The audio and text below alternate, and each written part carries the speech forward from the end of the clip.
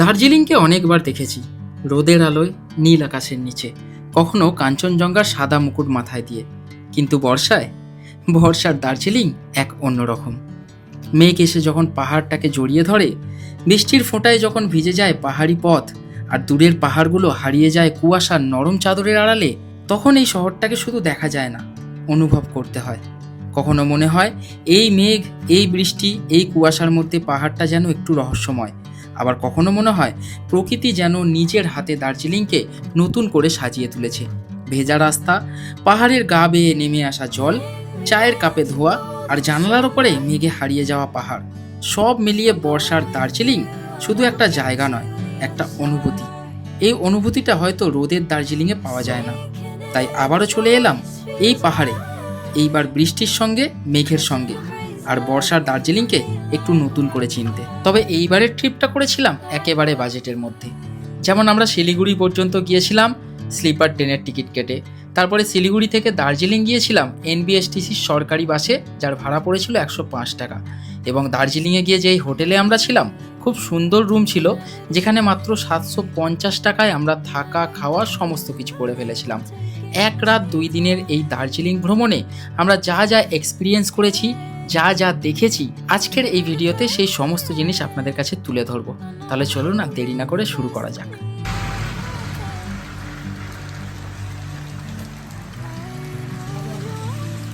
বিকেল 6:15 হাওড়া স্টেশনে প্রবেশ করলাম। বহু বৃষ্টি, চারিদিকে জল নেমে বাসে করে যাই হোক করে ঘেমে টেমে হাওড়া স্টেশনে এলাম। যখন এলাম 9 নম্বর প্ল্যাটফর্মে 15961 কামরূপ এক্সপ্রেস প্রবেশ করলো। আমরা এইবারে জার্নি করছি উত্তরবঙ্গের উদ্দেশ্যে স্লিপার ক্লাসে। আমাদের সিট পড়েছে S5 এ। হাওড়া কামরূপ এক্সপ্রেস সপ্তাহে 2 দিন, সোমবার এবং শুক্রবার, সাধারণত এই 9 নম্বর প্ল্যাটফর্ম থেকেই ছাড়ে। সন্ধ্যে 6:35 হাওড়া থেকে ছাড়ে এবং ভোর 5:15 পৌঁছে যায় নিউ জলপাইগুড়ি। শুনুন, এখানে দোকান রয়েছে, ট্রেনে ওঠার আগে কিছু খাবার দাবার কিনে নিই, রাস্তায় পাবো কি না পাবো, এবং জল অবশ্যই নিয়ে নিই। ট্রেন ছাড়তে 10 মিনিট বাকি, মোটামুটি ইলেকট্রিসিটি দিল। চলুন নিজের সিটে চলে যাই। দুটো ওয়াশরুম, নিজের সিটে চলে যাই। পুরো জল ভর্তি ফ্লোরে। S5 এ প্রবেশ করলাম এবং মনে হয় জানলা খোলা ছিল, যেহেতু প্রচুর বৃষ্টি হয়েছে, একেবারে ফ্লোরে জলে ভর্তি। এদিকে স্লিপারে যেমন হয় লোয়ার মিডিল আপার, তবে আমরা দুটো আপার সিট পেয়েছি। এখন যেহেতু ফাঁকা রয়েছে, সাইড লোয়ারে বসলাম। এই যে আমাদের S5 কোচে ফ্লোরে যে এতটা করে জল ভর্তি, মোটামুটি ট্রেন ছাড়ুক 6:35, তারপরে কিন্তু 139-এ ফোন করে কমপ্লেন করবো। যাওয়ার জন্য বেশিরভাগ সময় আমাদেরকে শিয়ালদাহ যেতে হয়, কারণ বেশিরভাগ ট্রেনই ছাড়ে শিয়ালদাহ থেকে। তবে হাওড়া থেকে সপ্তাহে 2 দিন, সোমবার শুক্রবার কামরূপ এক্সপ্রেস ছাড়ে এবং শনিবারে যায় পাহাড়িয়া এক্সপ্রেস, এবং সপ্তাহে 6 দিন বন্দে ভারত এক্সপ্রেস ছাড়ে। সরাইঘাট এক্সপ্রেসও নিউ জলপাইগুড়ির ওপর দিয়ে যায়, তবে সেক্ষেত্রে অনেক রাতের দিকে নিউ জলপাইগুড়িতে নামায়, যেটা অসুবিধার ব্যাপার। তবে সব থেকে বেস্ট হচ্ছে এই কামরূপ এক্সপ্রেস, যেটা সপ্তাহে 2 দিন ছাড়ে। 6:35 হাওড়া থেকে ছাড়বে, ভোর 5:15 নিউ জলপাইগুড়ি নামিয়ে দেবে। আমরা দার্জিলিং যাবো, মোটামুটি 10টার মধ্যে পৌঁছে যাবো, এবং যারা গ্যাংটক যাবেন 11টার মধ্যে পৌঁছে যাবেন। সেক্ষেত্রে খুব ভালো, একেবারে পারফেক্ট। 6:35 আমাদের ট্রেন রওনা দিল। কোচগত দিক থেকে এই ট্রেনে রয়েছে 4টে জেনারেল ক্লাস, যার ভাড়া মোটামুটি ওই 200 টাকার মতো। রয়েছে 7টা স্লিপার ক্লাস S1 থেকে S7 পর্যন্ত, যার ভাড়া 345 টাকা। রয়েছে 6টা 3 টায়ার এসি B1 থেকে B6 পর্যন্ত, যার ভাড়া 920 টাকা। এবং রয়েছে 2টো 2 টায়ার এসি, যার ভাড়া 1300 টাকা। চলুন 139-এ ফোন করে PNR নাম্বার দিয়ে একটা কমপ্লেন করি, জলটা যাতে পরিষ্কার হয়। কমপ্লেন করে দিয়েছি, আশা করি কিছুক্ষণের মধ্যেই সমস্যার সমাধান হয়ে যাবে। এই ট্রেন হাওড়া থেকে ছাড়ার পর ননস্টপ 40 কিলোমিটার গিয়ে প্রথম স্টপেজ দেবে ব্যান্ডেল জাংশনে। IRCTC-তে কমপ্লেন করলে কাজ হয়। দেখুন, কমপ্লেন করলাম, জল কিন্তু পরিষ্কার হয়ে যাচ্ছে।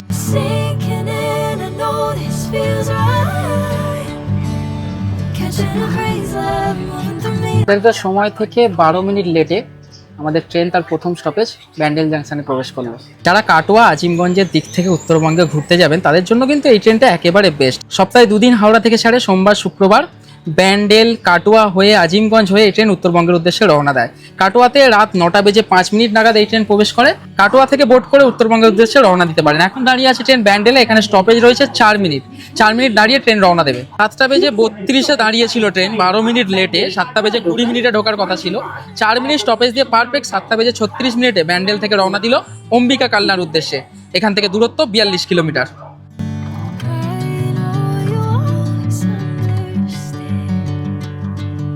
নির্ধারিত সময় থেকে 26 মিনিট লেটে অম্বিকা কালনা স্টেশনের 3 নম্বর প্ল্যাটফর্মে প্রবেশ করেছে আমাদের ট্রেন। এখান থেকে ছাড়ার পর 23 কিলোমিটার ননস্টপ গিয়ে ট্রেন দাঁড়াবে নবদ্বীপ ধাম। তারপরে একেবারে দাঁড়াবে 144 কিলোমিটার হাওড়া থেকে কভার করে কাটোয়াতে। ওই মোটামুটি 9টা 5 টাইম, তবে ট্রেন লেটে চলছে, আশা করি সামনে গিয়ে মেকআপ করে দেবে। বৃষ্টি তার সাথে উত্তরবঙ্গের পথে ট্রেন জার্নি, আহা জমে ক্ষীর একেবারে।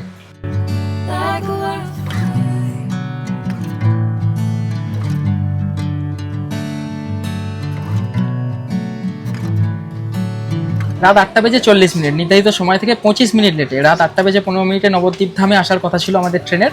25 মিনিট লেটে নবদ্বীপ ধামে ট্রেন ঢুকলো। এখান থেকে 40 কিলোমিটার আর বাকি কাটোয়া। কাটোয়া থেকে আমার আর এক ট্যুরের পার্টনার ট্রেনে বোর্ড করবে। কোথাও বৃষ্টি হচ্ছে, কোথাও থামছে, এইভাবে ট্রেন জার্নি চলতে থাকছে। নবদ্বীপ ধামে বৃষ্টি হয়নি, তবে কাটোয়াতে ফোন করলাম, সেখানে বৃষ্টি হচ্ছে খুব জোরে। আপাতত 25 মিনিট লেটে ট্রেন চলছে। নবদ্বীপ ধামেও এই ট্রেনের স্টপেজ হচ্ছে 4 মিনিট। ট্রেনে প্যান্ট্রি কার থাকায় সমস্ত কিছু খাবার দাবার পাওয়া যাচ্ছে, অসুবিধা হচ্ছে না। এবং ওয়াশরুমে গিয়েছিলাম, যথেষ্ট পরিষ্কার, কারণ বারবার এসে কিন্তু পরিষ্কার করে দিয়ে যাচ্ছে। এটা একটা ভালো জিনিস, স্টাফ কিন্তু যথেষ্ট ভালোভাবে কাজ করছে।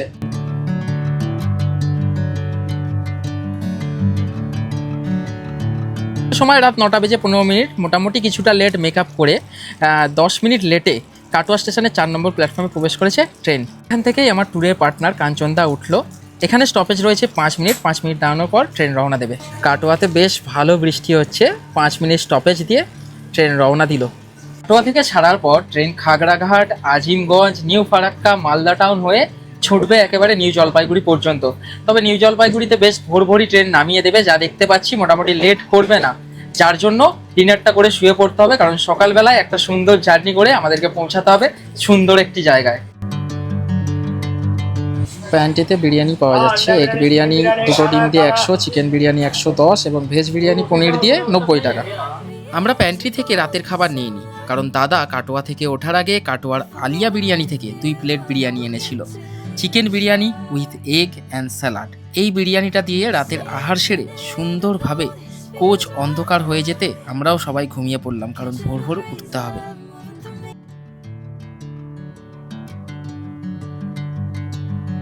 গুড মর্নিং সবাইকে। ঘড়িতে সময় এখন পাক্কা সকাল 5টা এবং আমাদের ট্রেন প্রবেশ করেছে অলরেডি রাঙাপানি স্টেশনে। আর মাত্র 5 মিনিটে আমরা প্রবেশ করে যাব নিউ জলপাইগুড়ি রেলওয়ে স্টেশনে। এনজিপি স্টেশনে গাড়ি প্রবেশ করছে। আর আকাশটা দেখিয়ে দিই, মেঘলা রয়েছে, তবে বৃষ্টি আপাতত নেই। দেখা যাক আমাদের জার্নিতে কি হয়, আজকে কি পাই আমরা। ঘড়িতে সময় সকাল 5:20, নির্ধারিত সময় থেকে 5 মিনিট দেরিতে আমাদের ট্রেন প্রবেশ করছে নিউ জলপাইগুড়ি জাংশনে।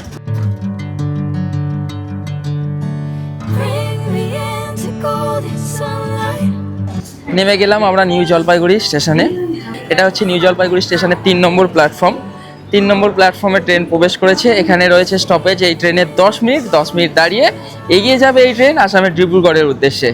আজকের এই ট্রেন জার্নিতে আমাদের ট্রেনের টোটাল স্টপেজ ছিল 17টা। 18 নম্বর স্টপেজ হচ্ছে এই new Jalpaiguri station. New Jalpaiguri স্টেশনের 3 নম্বর প্ল্যাটফর্মে আমাদের ট্রেন প্রবেশ করিয়েছিল। আমরা এইখানেই রয়েছে এসকেলেটার, তাছাড়াও রয়েছে সিঁড়ি। আমরা যাব এসকেলেটারে, উপরে উঠে স্টেশনের বাইরে বেরোবো। চলুন।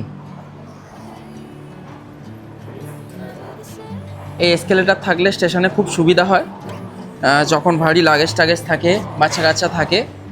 এসকেলেটারগুলো কিন্তু বেশ ভালো জিনিস। এসকেলেটার দিয়ে উঠেই আপনাদেরকে দেখুন এক্সিট করার পথ কিন্তু চিহ্নিত করা রয়েছে। এই দিক দিয়ে এক্সিট করতে হবে। চলুন, কারণ এই দিকেই রয়েছে গাড়ির স্ট্যান্ড। সিঁড়িপথে নামলাম আমরা স্টেশনের বাইরে যাওয়ার জন্য। তবে এনজেপি স্টেশন চত্বর বেশ ফাঁকা, দেখেই বুঝতে পারছেন, যেহেতু এখন অফ সিজন। এবং কামরূপ এক্সপ্রেসে করে এনজেপি আসার মানুষজন বেশ কমই নেমেছে দেখলাম। চলুন, এই পথ করা রয়েছে, আমরা এই দিক দিয়ে যাবো। একদম গাড়ির স্ট্যান্ড রয়েছে যেদিকে, সেই দিকে। স্টেশন দিয়ে এই দিক দিয়ে বেরিয়ে এই দিকে হচ্ছে গাড়ি স্ট্যান্ড এবং বাইরেই রয়েছে চায়ের দোকান। একটুখানি চা খেয়ে ফ্রেশ হয়ে নিই, তারপরে যাব আমরা শিলিগুড়ি। স্টেশনের বাইরে বেরিয়ে যে চায়ের দোকানটা ছিল, বলছে 20 টাকা 30 টাকার কমে চা নেই, যার জন্য আমরা একটুখানি এগিয়ে এলাম। এখানে এক দাদার চায়ের দোকান রয়েছে, যেখানে 10 টাকার চা রয়েছে। দাদা বানিয়ে দিচ্ছে একদম কারেন্ট। মাটির ভাড়ে চা। একটু আগের দোকানে 30 টাকা বলছিল, এই দোকানে 10 টাকা। সঙ্গে সঙ্গে বানিয়ে দিল, দারুণ একেবারে। এই দিক থেকে বেরিয়ে এই হচ্ছে নিউ জলপাইগুড়ি স্টেশনের গাড়ি স্ট্যান্ড। এখানে বাইরে বেরোলে সমস্ত ড্রাইভাররা শেয়ার গাড়ির আপনাকে জিজ্ঞাসা করবে দার্জিলিং, গ্যাংটক, এই দেখুন বলছে নেপাল, মোটামুটি বিভিন্ন ধরনের গাড়ি শেয়ার আপনারা পেয়ে যাবেন।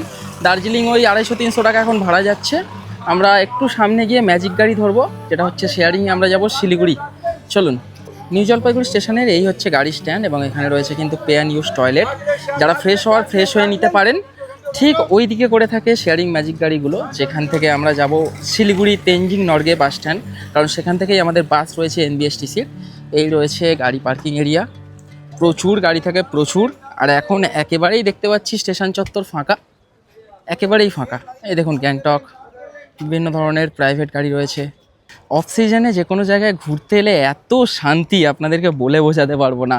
জানি অনেকেই কর্মে ব্যস্ত, যার জন্য ছুটির দিনগুলো বেছে নেন, সেক্ষেত্রে টাকাও খরচা হয় এবং কমফোর্টও অনেকটা কমে যায়, কারণ এত গ্যাদাগেদি, এত ভিড়, এত ক্রাউড, অনেক রকম অসুবিধা হয়। সেক্ষেত্রে যে কোনো অফ সিজনকে বেছে নিলে সব থেকে বেস্ট। আমি তো বলবো দার্জিলিং গ্যাংটক ঘোরার জন্য সব সময় সারা বছরের মধ্যে বেস্ট টাইম হচ্ছে সেপ্টেম্বর। এক হচ্ছে বৃষ্টি হয় না, দুই হচ্ছে একেবারেই ভিড় কম, হোটেলের রেট একেবারে সস্তায় পেয়ে যাবেন, গাড়ির রেট একেবারে সস্তায় পেয়ে যাবেন, আর যেখানেই যাবেন সব থেকে বড় কথা একদম ফাঁকায় ফাঁকায়। আমরা আস্তে আস্তে একটা ম্যাজিক গাড়ি ভর্তি হয়ে গেছে, ওখানে একজনের সিট আছে তাই ওতে উঠলাম না, শেয়ারে 30 টাকাই ভাড়া।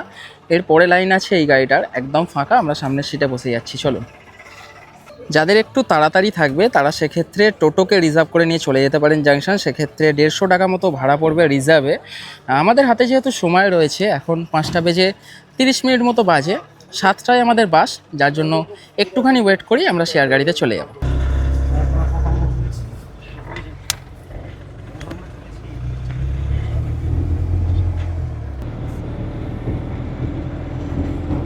এই শেয়ার গাড়ি আমাদেরকে একেবারে নামিয়ে দিল তেনজিং নর্গে সেন্ট্রাল বাস স্ট্যান্ডের কাছে। 30 টাকা করেই ভাড়া নিল, মোটামুটি 15 মিনিট সময় লাগলো আসতে। চলুন বাস স্ট্যান্ডে গিয়ে বাসটা আমাদের খুঁজতে হবে, কারণ মেক মাই ট্রিপ থেকে এই বাসটা বুক করেছি এবং এই বাসটার একটাই সমস্যা বুকিং করলে এনবিএসটিসির, যে বাস নাম্বারটা দেয় না। গিয়ে বাস অপারেটরকে গিয়ে বলতে হবে কোন বাসটা রয়েছে 7টার সময়, টিকিটটা দেখাতে হবে, তারপরে বলবে হয়তো। চলুন, এই সামনে হচ্ছে একবারে Tenzing Norgay central bus stand, এইখানে। চলুন প্রবেশ করে দেখুন এইদিকে একটা এনবিএসটিসির দার্জিলিং যাওয়ার বাস, এখানে রয়েছে ডেলো কালিম্পং যাওয়ার বাস, ওদিকে দেখতে পাচ্ছি বহরমপুর, রায়গঞ্জ, মালদা যাওয়ার বাস, এদিকে কোচবিহার যাওয়ার বাস, বিভিন্ন বাস রয়েছে। তবে এখানে এসে দাদাদেরকে জিজ্ঞাসা করলাম, এই যে কন্ট্রাক্টর দাদা রয়েছে, ওখানে টিকিট কাউন্টার রয়েছে, মাইকিং করবে 10 মিনিট আগে, তখন আমাদের বাসের নাম্বারটা বলবে। এখনও পর্যন্ত বাস দেয়নি, সিট তো বুকিং রয়েছে, একেবারে ফ্রন্টের 2টো সিট, অসুবিধা হবে না। বাস স্ট্যান্ডে ঢুকেই একেবারে বাম দিকে রয়েছে টিকিট কাউন্টার। দেখুন এদিকে হচ্ছে জলপাইগুড়ি যাওয়ার, আর দার্জিলিং যাওয়ার বাসের টিকিট কাউন্টার হচ্ছে একদম ওই কোনারটা। এই দেখুন, এই হচ্ছে দার্জিলিং যাওয়ার বাসের টিকিট কাউন্টার। সকাল 6টা থেকে দুপুর 2:30 পর্যন্ত এখানে আধা ঘন্টা ছাড়া ছাড়া বাস যায়। যে বাসটার সামনের দিকে সিট পাবেন না, ওই বাসটা ছেড়ে দেবেন, টিকিট কেটে একটু খাওয়া দাওয়া করে নেবেন, আরেকটা বাস ধরে সামনের সিট ধরে চলে যাবেন। টিকিট কাউন্টারে প্রবেশ করেছিলাম কিছু কথা জানার জন্য। মোটামুটি অফলাইনের বাস সকাল 6টা থেকে ছাড়ে, 6টা, 6:30, 7টা এইভাবে যায়। আর অনলাইনের যে বাসের টিকিট কাটা হয়েছে আমাদের, সেটা অ্যানাউন্স করবে কোন বাসটা দেবে, কত নম্বর বাস, তখন অ্যানাউন্স করবে, আপনাদেরকে মেসেজে কিন্তু দেবে না। তবে একটা সমস্যা রয়েছে, এই ধরনের ছোট ফিডব্যাক থাকলে আপনারা এই বাসে জার্নি করতে পারবেন, যেহেতু দার্জিলিং যাওয়ার বাসগুলো একেবারেই ছোট বাস, হ্যাঁ মিনি বাসের মতো। বড় ট্রলি ব্যাগ বা বড় ব্যাগ থাকলে কিন্তু আপনারা এই বাসে জার্নি করতে পারবেন না, টিকিট কাউন্টারে লেখা আছে একেবারে পরিষ্কারভাবে। শিলিগুড়ি জাংশন বাস স্ট্যান্ডের কাছে এসে কারোর টাকার প্রয়োজন হলে ক্যাশ, এখানে পেট্রোল পাম্প যে রয়েছে জাংশনে, সেই পেট্রোল পাম্পে রয়েছে একটা এইচডিএফসির এটিএম, সেখান থেকে ক্যাশ তুলে নিতে পারেন। তেনজিং নর্গে সেন্ট্রাল বাস স্ট্যান্ডের ঠিক একটুখানি আগে এসে উল্টো দিকে রয়েছে এসএনটি বাস স্ট্যান্ড, যেখান থেকে সিকিমের বাসটা ছাড়ে। মোটামুটি একই জায়গায় নামলে জাংশনে আপনারা হেঁটেও চলে যেতে পারবেন এসএনটি বাস স্ট্যান্ডে। বাস ছাড়তে মোটামুটি 20-25 মিনিট বাকি রয়েছে। বাস স্ট্যান্ডের ঠিক বাইরে প্রচুর এই ধরনের খাবারের দোকান রয়েছে, যেখান থেকে আপনারা ব্রেকফাস্টটা সেরে তারপরে বাসে উঠতে পারেন। এই যে লুচি রয়েছে, 4টে করে লুচি দেবে এবং সবজি 40 টাকা প্লেট। এই হচ্ছে লুচি, তার সাথে সয়াবিন আলুর তরকারি। এটা খেয়ে নিই আপাতত, ওখানে দোকান রয়েছে, কিছু শুকনো খাবার নিয়ে বাসে উঠে পড়বো। গতবারে যখন এসেছিলাম কাঞ্চনকন্যায়, ভাত খেয়ে তারপরে বাসে উঠেছিলাম। এত সকালে ভাত খাওয়ার তো মোটেও ইচ্ছা নেই, পুরি সবজি খাচ্ছি। তবে যাই হোক, খেয়ে বাস জার্নি করা দরকার, নাহলে শরীর গন্ডগোল করবে। খাওয়া দাওয়া করে বাস স্ট্যান্ডে এলাম এবং আমাদের যে অনলাইনের বাস এনবিএসটিসির, সেই বাসটা কিন্তু প্রবেশ করলো। এই দেখুন বন্ধুরা, এই হচ্ছে আমাদের বাস দার্জিলিং যাওয়ার। বাসের নাম্বার হচ্ছে 0832। চলুন প্রবেশ করি। একদম প্রথমের 3 নম্বর ও 4 নম্বর সিটটা আমরা নিয়েছি, যে সিটটা হচ্ছে এটা। এখান থেকে সুন্দর ভিউ দেখতে দেখতে জার্নি করব। বন্ধুরা এই হচ্ছে আমাদের দার্জিলিং যাওয়ার এনবিএসটিসির 7টার বাস, যেটা Siliguri Tenzing Norgay central bus stand থেকে সকাল 7টায় ছাড়বে এবং মাত্র 3 ঘন্টার মধ্যে দার্জিলিং পৌঁছে দেবে 3 ঘন্টা জার্নি করে। এই বাসের টিকিট আমরা মেক মাই ট্রিপ থেকে অনলাইনে কেটেছি, কিছুটা ছাড় পেয়ে গেছি। হ্যাঁ, মাত্র 105 টাকাতেও আমরা 10 টাকা করে ছাড় পেয়ে গেছি, 100 টাকা করে। চলুন বাসে ওঠা যাক, জার্নিটা শুরু করা যাক। আস্তে আস্তে বাস ভর্তি হচ্ছে আর 5 মিনিট বাকি রয়েছে বাস ছাড়তে। এই বাসটা একেবারে শিলিগুড়ি থেকে রোহিণী হয়ে ছুটবে দার্জিলিংয়ের উদ্দেশ্যে। বাস ছাড়ার আগে আমাদের যে কন্ট্রাক্টর দাদা কিন্তু চেক করে নিচ্ছে এবং যারা এসে উপস্থিত হয়নি সিট দেখে তাদেরকে কিন্তু ফোন করছে। যাক, এটা দেখে কিন্তু বেশ ভালো লাগলো। মোটামুটি যারা আসেনি এখন 7টা বেজে 5 মিনিট, তাদের জন্য একটু ওয়েট করছে। পাক্কা 7টা বেজে 5 মিনিটে শিলিগুড়ি বাস স্ট্যান্ড থেকে বাস রওনা দিল দার্জিলিংয়ের উদ্দেশ্যে। জয় জগন্নাথ বলে জার্নিটাকে শুরু করি।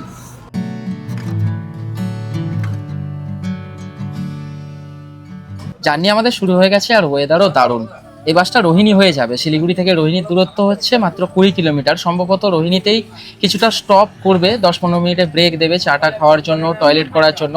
তারপরে দার্জিলিংয়ের উদ্দেশ্যে সোজা রওনা দেবে। শিলিগুড়ি থেকে দার্জিলিং টোটাল ওই 65 কিলোমিটার মতো রাস্তা, সময় লাগবে 3 ঘন্টা। অর্থাৎ সকাল 10টায় টাইম, ওই 10:30টার মধ্যে আশা করছি দার্জিলিং পৌঁছে যাব। দেখুন একেবারে দারুণ ওয়েদার, আর এই হচ্ছে টয় ট্রেনের লাইনের একেবারে পাশে চলছে আমাদের বাস। শিলিগুড়ি থেকে গাড়ি 10-15 মিনিট আসার পরই আপনারা বাসের দুই দিকেই বা গাড়ির দুই দিকেই এত সুন্দর দৃশ্য দেখতে পারবেন। দেখুন সুন্দর চা বাগান, তার সাথে পাহাড়ের রেঞ্জ আর ওয়েদারটা জাস্ট ওয়াও। দার্জিলিং যাওয়ার বাসগুলোয় লোকাল প্যাসেঞ্জার প্রচুর ওঠে, কিছুটা ওরা 4-5 কিলোমিটার দূরত্ব যাওয়ার জন্য, কিছু করার নেই। কারণ শেয়ার গাড়ি যেগুলো আসে পুরো বুক হয়ে আসে। এদের লোকাল ট্রান্সপোর্ট হিসাবে এই বাসগুলোই এরা ব্যবহার করে। মোটামুটি যে বাসগুলো দার্জিলিং যাচ্ছে, এরা হয়তো কেউ রোহিণী যাবে বা একটু আগে পর্যন্ত যাবে, কিছু করার নেই। মোটামুটি বেশ ভিড় হয় রোহিণী পর্যন্ত, তারপরেও ভিড় থাকে, কিন্তু আপনার সিটে আপনি কমফোর্টভাবে বসে থাকতে পারবেন।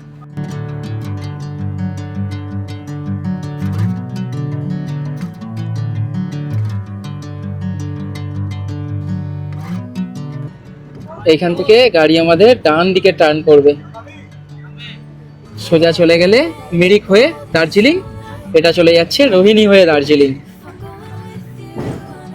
রোহিণী মোড় থেকে যে ডান দিকে গাড়িটা টার্ন নিল, এখান থেকে দৃশ্য একেবারেই আলাদা। আপনারা চা বাগান এবং সুন্দর পাহাড়ের রেঞ্জ দেখতে পাবেন, খালি চোখে আলাদাই লাগছে।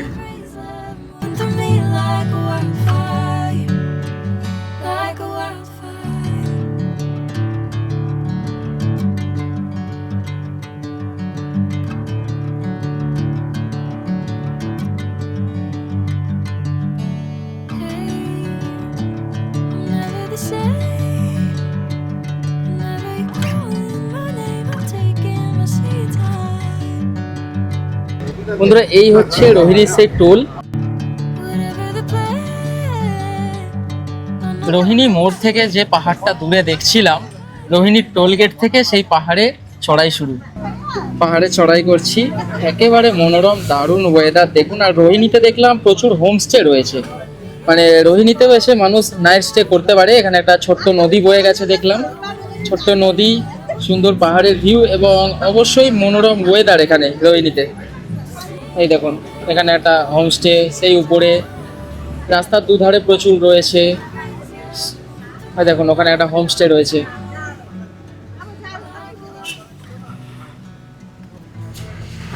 এই সামনে রাস্তার ধারে হোমস্টে, এগুলো সব হোমস্টে রোহিণীর। এখানে নাইট স্টে করতে পারেন, ওই 1000-1200 টাকা জনপ্রতি লাগে থাকা খাওয়া নিয়ে। দেখুন পর হোমস্টে, এই দেখুন পর হোমস্টে। সেই রোহিণীর ভিউ পয়েন্টে এসে বাস আমাদের এখানে দাঁড়ালো, 15 মিনিট মতো এখানে স্টপ দেবে আর শুরু হয়ে গেছে ঝিরিঝিরি বৃষ্টি। এনবিএসটিসির বাসগুলো সাধারণত এখানেই দাঁড়ায়, কারণ এখানে একটা দোকান রয়েছে যারা চাটা খাবেন।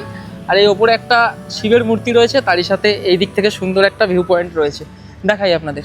এই দেখুন বৃষ্টি এসে গেছে, এখান থেকে সুন্দর ভিউ, তারই সাথে ভিজে যাচ্ছি। চলুন ওপরে আর যাবো না, বাসে গিয়ে বসি বা ক্যাফেতে যাই। শীত হচ্ছে আর তারই সাথে হচ্ছে ভালো ঠান্ডা ঝোড়ো হাওয়া, বেশ ঠান্ডা লাগছে। মোটামুটি ব্যাগ থেকে জ্যাকেট বার করতেই হবে, কারণ জানালার পাশে বসে রয়েছি আর দোকানে সমস্ত কিছুই রয়েছে, চা, ম্যাগি, রুটি, তরকারি, বিভিন্ন ধরনের জিনিস। এই দেখুন বেশ জোরে কিন্তু বৃষ্টি শুরু হয়ে গেছে, যার জন্য উপরে গেলাম না, শোন বাসে চলে যাই। রোহিণীতে প্রায় 15 মিনিট গাড়ি দাঁড়ালো। মোটামুটি ওখানে যারা যা খাওয়ার, টয়লেট করার করে নিল, তারপরে বাসে উঠলাম আমরা। বাস রওনা দিল দার্জিলিংয়ের উদ্দেশ্যে। বৃষ্টি এখন কিছুটা থেমেছে, চলুন জার্নিটাকে এনজয় করা যাক। মায়াবী ওয়েদার দেখুন, একেবারে মেঘ এসে কুয়াশায় ঘিরে ফেলেছে। সামনে বেশি দূরের রাস্তায় কিছু দেখা যাচ্ছে না, ওই দেখুন একটা গাড়ি আসছে। ও অপূর্ব অপূর্ব, উপরে তো কিছু দেখাই যাচ্ছে না, পাহাড়ে পুরো চূড়া টুড়া ঢেকে গেছে, অপূর্ব।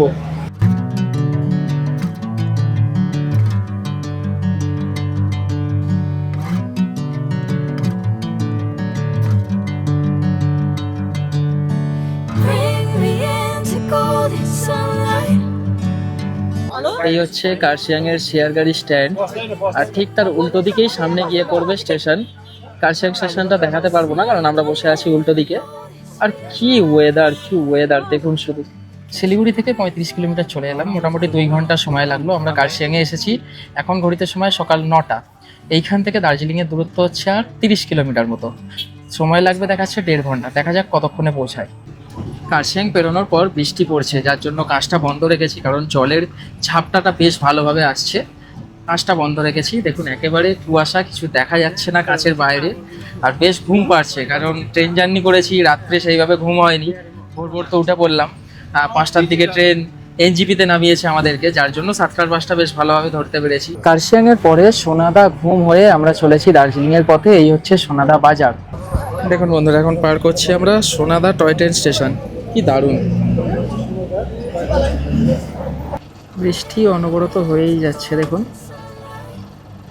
তার মধ্যে আমরা জার্নি করছি। আর আধা ঘন্টা মতো লাগবে দার্জিলিং।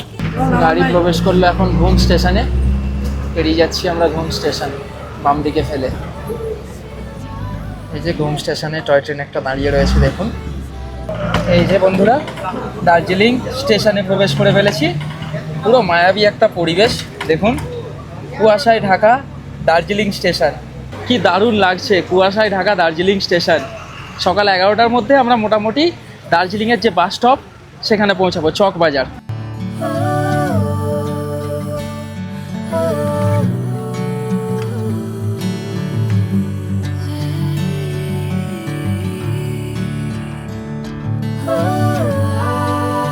বৃষ্টি ভালোই পড়ছে, দার্জিলিংয়ে নেমে গেছি। মোটামুটি 10টায় আসার সময় ছিল, কিন্তু ঘড়িতে সময় এখন 11টা। যেহেতু বৃষ্টি হচ্ছে এবং রাস্তায় জ্যাম রয়েছে, বাস আস্তে আস্তেই এলো, তবে আমরা সেফভাবে পৌঁছে গেছি। এইখান থেকে আমরা যাব এবারে আমাদের হোটেলে। এখান থেকে শেয়ার গাড়িও পাওয়া যায় এবং গাড়ি রিজার্ভও করা যায়, তবে হোটেলটা আমাদের যেহেতু সার্কিট হাউসে, সেক্ষেত্রে দার্জিলিং স্টেশনে নামলে খুব ভালো হতো। চলুন এখান থেকে কীভাবে যাই সেটা আপনাদেরকে দেখাই। যেহেতু বৃষ্টি হচ্ছে, বেশ ঠান্ডা লাগছে নামার পর থেকে। এখানকার সমস্ত লোকাল মানুষজন বেশ মোটা মোটা জ্যাকেট পরে রয়েছে, আর আমি যেটা বাড়ি থেকে পরে এসেছি সেই হাফ হাতা টি শার্ট, সেটাই পরে এখনো পর্যন্ত যাচ্ছি। ম্যাল থেকে গান্ধী রোড ধরে সোজা এসে ডান হাতে পড়বে সার্কিট হাউস। সার্কিট হাউসকে ফেলে রেখে সোজা এই পথে যেতে হবে। যে রাস্তাটা উপরে উঠে যাচ্ছে পিস প্যাগোডা, যে রাস্তাটা নিচে চলে যাচ্ছে সেটা হচ্ছে পাসোডা হোটেলের দিকে। সার্কিট হাউস ফেলে রেখে এই রাস্তাটা সোজা এসে দেখুন, দুটো রাস্তা দুই দিকে চলে গেছে, একটা নিচে একটা উপরে। দেখুন ওয়ে টু কারিংমন্ট, এই দিকে আমাদেরকে যেতে হবে, উপরের দিকে। নিউ সার্কিট হাউসকে ডান দিকে ফেলে রেখে সোজা গেলেই হচ্ছে হোটেল। এই গান্ধী রোড ধরে সোজা ম্যাল হচ্ছে এখান থেকে 1 কিলোমিটার। এবং এই হচ্ছে আজকে আমাদের থাকার আস্তানা, হোটেল অ্যালবাট্রোস ফুডিং লজিং। দেখুন বেশ বড় প্রপার্টি এনাদের, এবং নিচেই রয়েছে রিসেপশন। চলুন ভিতরে প্রবেশ করি এবং রিসেপশনের সমস্ত কাজবাজগুলো কমপ্লিট করি। এই হচ্ছে হোটেল অ্যালবাট্রোসের রিসেপশন। রিসেপশনটা বেশ বড় এবং সাজানো গোছানো। সোফা রয়েছে, যতক্ষণ আপনারা রিসেপশনের সমস্ত কাজকর্ম করবেন এখানে বসে রেস্ট নিয়ে নিতে পারেন। এই হচ্ছে রিসেপশন এবং দাদা রয়েছে। চলুন আমরা ফর্মালিটিস কমপ্লিট করি। নমস্কার দাদা, চলুন আমাদের চেক ইনটা করে নিই। চেক ইনের ফর্মালিটিস আমরা কমপ্লিট করে রুম পেয়ে গেছি। এনাদের এই হোটেলে প্রায় 20টা রুম রয়েছে এবং সমস্ত ক্যাটাগরির রুম রয়েছে, ডাবল বেড, ট্রিপল বেড, 4 বেডের। সমস্ত কিছু দেখাবো যদি ফাঁকা থাকে। দাদা রুম কিছু ফাঁকা আছে তো? আচ্ছা, ওপরে গিয়ে আগে ফ্রেশ হয়ে লাঞ্চটা করি, তারপরে রুম আপনাদেরকে দেখিয়ে দেবো। রিসেপশন থেকে এই যে সিঁড়ি পথ, আমরা উপরে উঠবো। হোটেল অ্যালবাট্রোসের 3rd ফ্লোরে আমরা চলে এলাম। এইদিকে 2টো ব্যালকনি রুম রয়েছে। এই দেখুন, ওয়েদার ক্লিয়ার থাকলে সুন্দর ভিউ পাওয়া যাবে। এটা হচ্ছে 306 নম্বর রুম, ওটা হচ্ছে 307। আমরা পেয়েছি 307 নম্বর রুম। ব্যালকনিতে চেয়ার দেওয়া রয়েছে এবং দেখিয়ে দিই, ফ্রি ওয়াইফাই কিন্তু দেওয়া রয়েছে, আপনারা আনলিমিটেড নেট ইউজ করতে পারবেন। চলুন আমরা যেই রুমটা পেয়েছি সেটা আগে দেখিয়ে দিই। 307 নম্বর রুম। রুমে প্রবেশ করলে কিছুটা এই ধরনের পরিবেশ। কুইন সাইজ বেড রয়েছে, আমাদের দুজনের জন্য পারফেক্ট, একটা বাচ্চা হলেও হয়ে যাবে।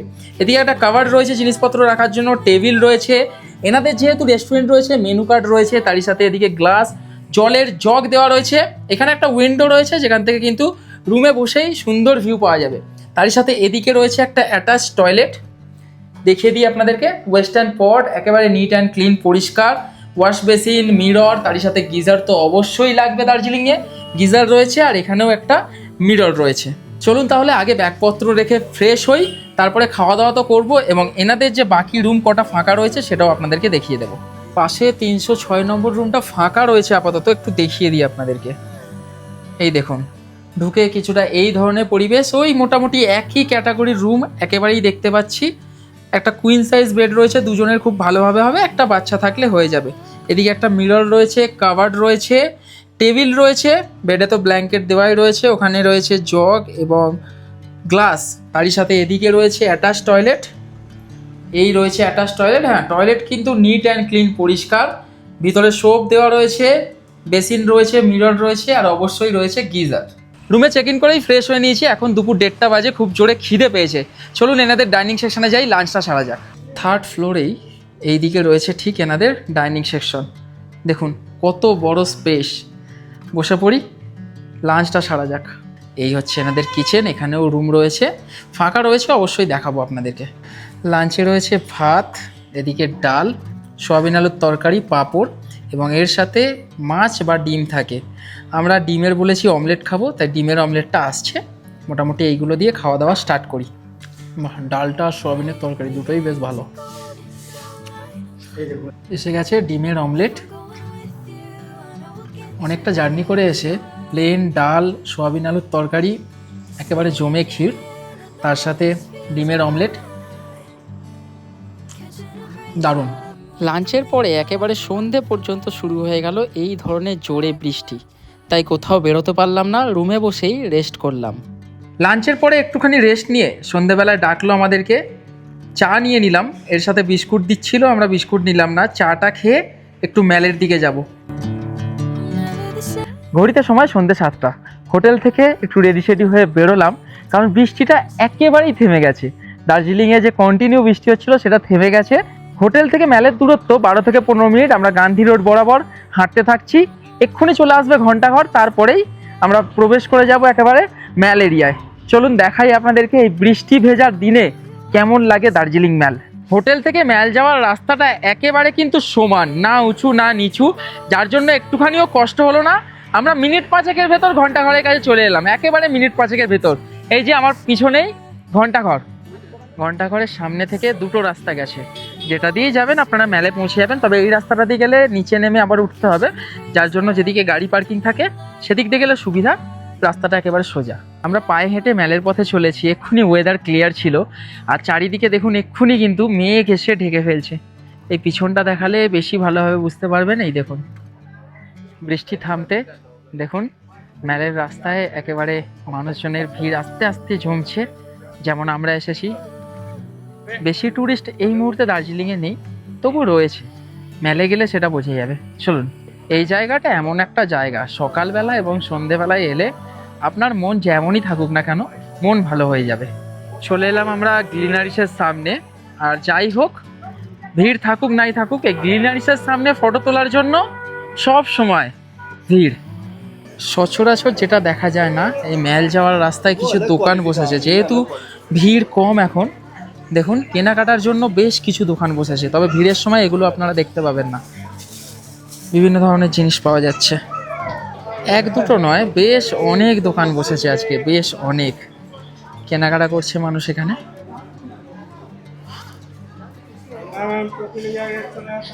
বৃষ্টি থামতে দোকানে এইসবে সবাই বসছে, দেখছেন তো, দোকান ওঠার টাইমে দোকানে বসছে। সাধারণত কি হয়, রাত 8টার মধ্যে এই ম্যাল যাওয়ার রাস্তা ফাঁকা হয়ে যায়, এবং যে সমস্ত দোকান রয়েছে রাস্তার দুপাশে সেগুলো বন্ধ হয়ে যায়। যেহেতু সারাদিনই বৃষ্টি হয়েছে, দোকানদারি তো হয়নি সেইভাবে, যার জন্য এখন দেখতে পাচ্ছি, দেখালাম আপনাদেরকে যে দোকান বসছে সবে। ঘড়িতে সময় 7:15। গত 2-3 বার এসে যে জিনিসটা মিস করেছিলাম, এখানে যে সন্ধেবেলায় স্ন্যাক্স আইটেম, মোমো, বিভিন্ন ধরনের খাবার বসে, এটা কিন্তু বসতো না, আবার বসছে, দেখে ভালো লাগছে। প্রচুর মানুষ খাওয়া দাওয়া করছে। চলুন আমরা চৌরাস্তার উপরে উঠি। বন্ধুরা ম্যাল রোড বরাবর চলে এলাম আমরা ম্যাল চৌরাস্তায়।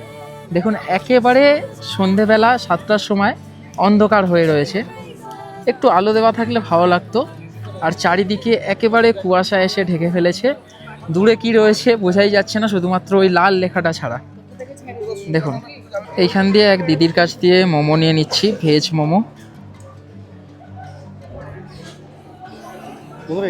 50 টাকায় 7 পিস ভেজ মোমো। দিদির থেকে মোমো নিলাম, ভেজ মোমো 7 পিস দিয়েছে, 50 টাকা দাম। আর চিকেন মোমো 10 পিস থাকবে 100 টাকা দাম। 100 টাকাই বললো তো, chicken momo 10 piece. Chicken momo 10 piece থাকবে 100 টাকা দাম। ভেজ মোমো নিলাম এবং এখানে বসারও জায়গা রয়েছে সুন্দরভাবে। এই ঠান্ডাতে মোমোটাকে এনজয় করি।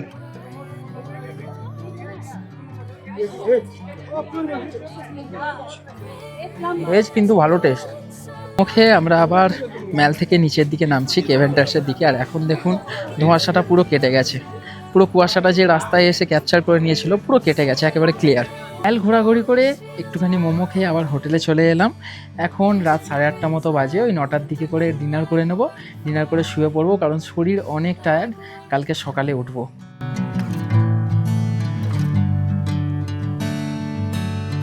ডিনার একেবারে টেবিলে সেজেগুজে এসে গেছে। দেখুন রুটি রয়েছে এবং প্রত্যেক দিন রাত্রে কমপ্লিমেন্টারি চিকেন, আর চিকেনে কিন্তু আলু রয়েছে যেটা আমাদের জন্য বেশ ভালো। আর যারা ভাত খাবেন ভাত তো অবশ্যই রয়েছে, তার সাথে ডাল, চিকেন এবং পাঁপড়, আর স্যালাডে রয়েছে পেঁয়াজ এবং লঙ্কা। চলুন ডিনারটা সারা যাক।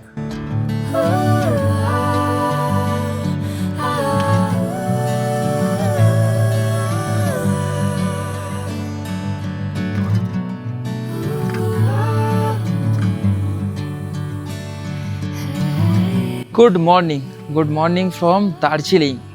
দার্জিলিংয়ের ওয়েদার প্রেডিক্ট করা বর্ষাকালে খুবই মুশকিল।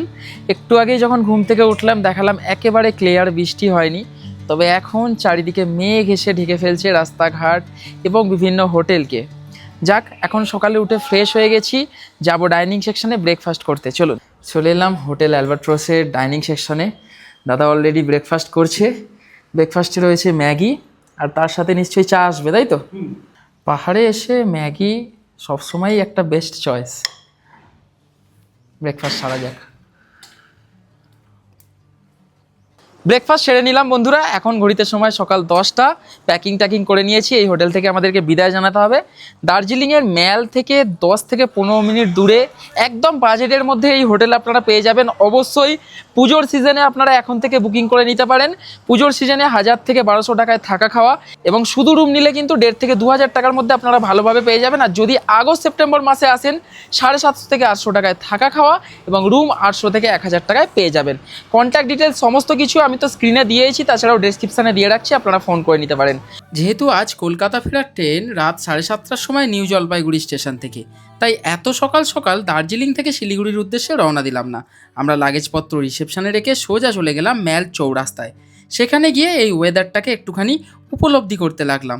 একটু ঘোরাঘুরি করলাম এবং বৃষ্টি থামার পর কি অপরূপ লাগছিল। এই দেখুন মেঘগুলো কি সুন্দর উপরে ভেসে রয়েছে, পাখির চোখেও একটুখানি দেখানোর চেষ্টা করলাম। সত্যি কথা বলতে এই সুন্দরতা বর্ণনা দিয়ে বোঝানো সম্ভব নয়। আমরা একটু ঘোরাঘুরি করে ম্যাল থেকে হোটেলে ফেরার সময় একটুখানি ওখানে লোকাল সবজি কিনে আনলাম, কারণ মা বলেছিল একটু কুয়াশ এবং ওখানকার লোকাল লঙ্কা কিনে আনতে। এই যে সবজির দোকানে বিভিন্ন ধরনের জিনিস রয়েছে, তবে পাহাড়ি সবজি যেটা কুয়াশ এবং ডাললে যেটা হচ্ছে পাহাড়ি লঙ্কা, এই হচ্ছে পাহাড়ি লঙ্কা। অ্যাভোকাডো রয়েছে। পাহাড়ি সবজি 3টেই দেখতে পেলাম, বাকি সব আমাদের ওখানে যেমন পাওয়া যায় রয়েছে। কুয়াশ 35 টাকা কেজি এবং ডাললে নিল হচ্ছে 100 গ্রাম 40 টাকা। হোটেলে ফিরে গিয়ে ব্যাগপত্র নিয়ে দার্জিলিং স্টেশনের কাছ থেকে একটা শেয়ার গাড়ি ধরে মাথাপিছু 250 টাকা দিয়ে আমরা চলে গেলাম শিলিগুড়ি। শিলিগুড়ি থেকে একটা ম্যাজিক ভ্যান ধরে মাথাপিছু 30 টাকা দিয়ে আমরা চলে যাব নিউ জলপাইগুড়ি স্টেশন। ভিডিও শুরুর প্রথমেই বলেছিলাম এটা কোনো ট্যুর গাইড ভিডিও নয়, আমরা 1 রাত 2 দিনে যা এক্সপিরিয়েন্স করব সেটাই আপনাদের সাথে তুলে ধরব। আজকের এই ভিডিওটা দিয়ে আমি বোঝাতে চাইলাম যে ঘোরার জন্য শুধু ইচ্ছেটাই দরকার। সময় কম থাকলে, পকেটে পয়সা কম থাকলে ঘোরা কিন্তু মানুষের আটকায় না। আজকে একদম কম বাজেটের মাধ্যমে ট্রেন জার্নি, বাস জার্নি এবং একটা কম বাজেটের হোটেলে থাকা খাওয়া নিয়ে 1 রাত 2 দিনের দার্জিলিংয়ের সম্পূর্ণ একটা ট্যুর আপনাদেরকে দেখালাম। এই ট্যুরটা ছিল বর্ষার দার্জিলিং ট্যুর। হ্যাঁ, এই ট্যুরে আমরা কোনো সাইট সিন করিনি, কারণ বহুবার দার্জিলিং গিয়ে বিভিন্ন ধরনের সাইট সিনের ভিডিও আপনাদেরকে দেখিয়েছি। এই ভিডিওটা করার উদ্দেশ্য ছিল জাস্ট বর্ষার দার্জিলিংকে উপভোগ করার জন্য। ভিডিওটা ভালো লাগলে অবশ্যই লাইক করে বন্ধুদের মধ্যে শেয়ার করে দেবেন। চ্যানেলে প্রথমবার হলে চ্যানেলটাকে সাবস্ক্রাইব করে পাশে থাকবেন।